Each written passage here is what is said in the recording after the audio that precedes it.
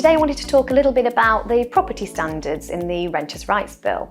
So there's two main elements that are changing when the Renters' Rights Bill comes in. The first one is the Decent Home Standards and the second one is Awaab's Law.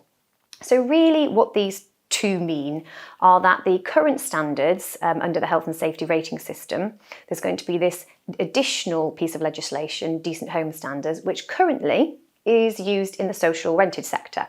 So it's going to be amended a little bit, and we don't quite know how yet because we're waiting for the regulations on that, to adhere to the private rental sector.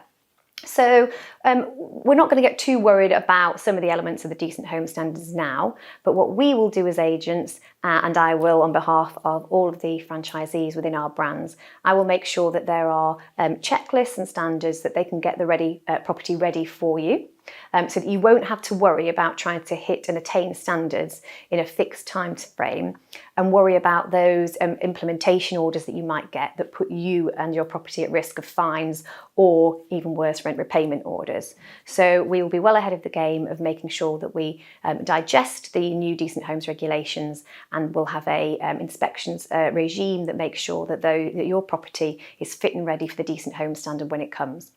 The good news is that it's not going to be coming out in the very first wave at the moment, because they need to give us the Decent Home regulations, which is going to be a secondary piece of legislation around this. So we've got a little bit of time to make sure we get those properties ready for you.